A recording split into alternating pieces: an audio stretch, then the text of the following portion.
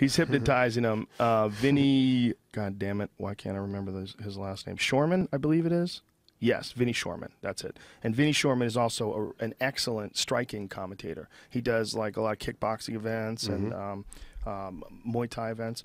And he works with some of these fighters and hypnotizes them and puts them in these states of mind. And he essentially, I want to talk to him about doing it for stand-up comedy, because I don't think anybody's ever done it for, like, I don't think anybody's ever gotten hypnotized.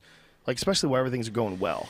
Yeah. You know? Like, let's see what happens. Let's see what happens if I get this guy to read my fucking brain. Well, all of these things, and we've talked about it a bit on this podcast already, they're manipulating the belief system. Yeah. And I've, talked about knee surgery placebos, this nocebo effect, the power that the brain has to be able to affect conditions within the human body. And then, so manipulating that to your benefit, I think is a huge part of the next frontier. And I also think, especially when there's two people involved, if we understand that the belief system has a lot to do with potential outcomes, both for health and a variety of things, that's all been proven.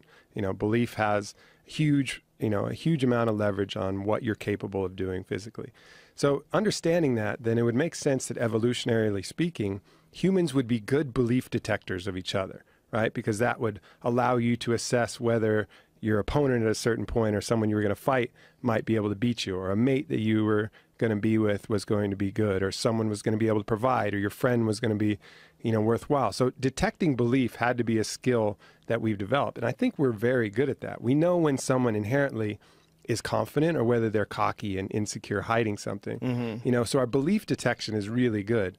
And I think so it's double when you look at these competitors, because not only is their belief strong, but the other person across from them can detect that belief to a certain degree. And then that might start to shake their belief. If they're like, man, this motherfucker for sure believes he's going to kick my ass. Yeah. Is my belief enough to believe that that's not going to happen? So it's this kind of contest of course, both physically, but I think people are kind of measuring each other. And I think that's an advantage that, like, again, Conor McGregor has. I really believe that he believes that he is going to kick that other person's ass. So the other person, when they're dealing with him, they're like, man, this motherfucker really believes this. Am I sure? Am I sure that I'm going to win? And then that starts to cause doubt, and that doubt creates this negative cascade. Yeah, isn't it fascinating how that works, that the other person can kind of somehow or another sense your true state. Yeah. Somehow or another. You can put on the face of the confident person, but they can go, this motherfucker's bluffing. Right. I smell bluffing. Yeah. He's shaky.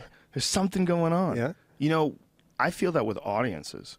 Audiences know when your head's not there or when you're not right. You could say the exact right words in the exact right order with the exact right amount of pauses, but if your intent isn't there, if your mind isn't there, it's like they don't connect with it. It's a form of hypnosis. I really think that stand-up is some form of hypnosis.